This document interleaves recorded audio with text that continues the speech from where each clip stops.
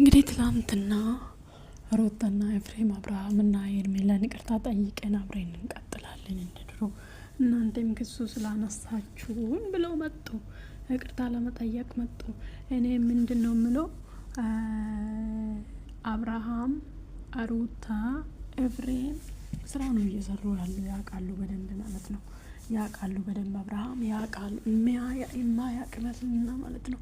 ይሄ አይገባም ከብት ነው፣ ይሄ አይገባም ከብት ነው፣ ከብት ነው። አዎ ለሴት ልጅን ተርተርስሶ ስራ መሰራ ሩታ ከሌለች ባዶ ነው የምንለው ለዚህ እኮ ነው። ምክንያቱም ስራው ይቆማል። እሷ ከሌለች ባዶ ነው አብርሃም ስንል እሷ ከሌለችውን ስራ እዚህ ላይ ይቆማል ማለት ነው። ስታክ ያደርጋል።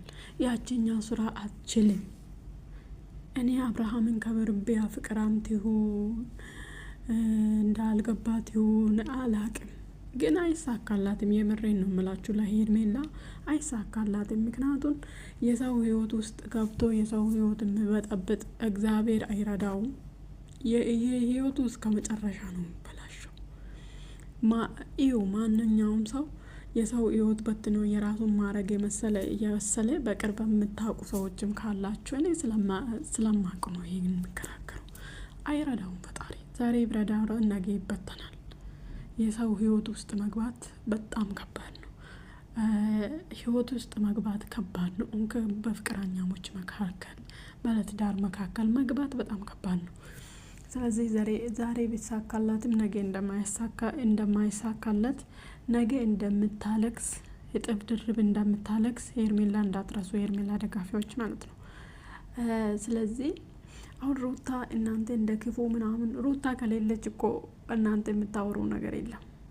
ስራው አይቀጥልም ነው በቀላሉ ስራው ሊቀጥል አይችልም። ለምሳሌ አዞሮ ኤፍሬምና ሩታን ለምን አገናኙ መሰላችሁ? በጣም መነጋገር ንግግር ይችላሉ፣ ነገሮች መቋቋም ይችላሉ። ለዚህ ነው። ስለዚህ ስራ ነው። ልጅቷ ወይ ታውቃለች ወይ አታውቅም፣ እኔ አላውቅም ሄርሜላ ማለት ነው። ግን አብርሃም ያውቃል ስራ እንደሆነ ሁሉንም የራሱ ስራ ነው። ለምን እንደ ስራው እንደሚቆም እስቲ አንድ ቀን አንድ ሳምንት ሩታ አልሰራም ብላ እረፍት ይፈልጋሉ ብላ ቫኬሽን ብትወጣ አብሮ ነው ቫኬሽን የሚወጡት። ሁሉም አብሮ ነው ቫኬሽን የሚወጡት ከሷ ጋር አለ። እሷ ስራ ራሱ አይመጣም። አንዳንዴ እኮ ታስጠዋለ ለመስራት ተንኮልም ለመስራት የሚያምርባችሁ ደግ ነገርም ለመስራት የሚያምርባችሁ ሰዎች አለው። እድል ያለ ሰዎች አሉ።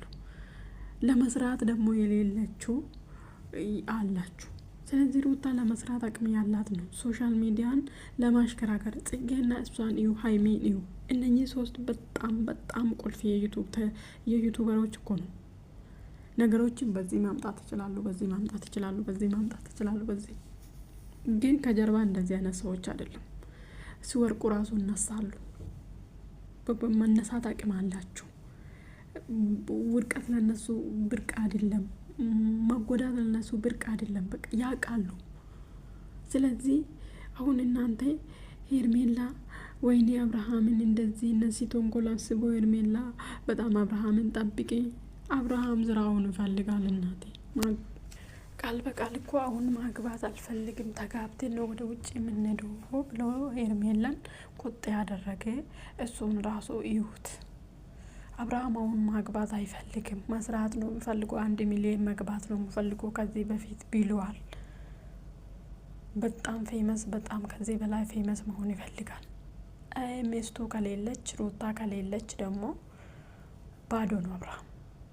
እኔ ከዚህ በፊት አይቻለሁ። በጣም ከፍቶት አብርሃም የምር ሩታ እምቢ ብላ መሰለኝ ከፍቶት እንደገና ሩታ ተመልሳ የምትሰራው ሁሉ ቪዲዮ ወደሱ አደረገች። ገብቷቸዋል።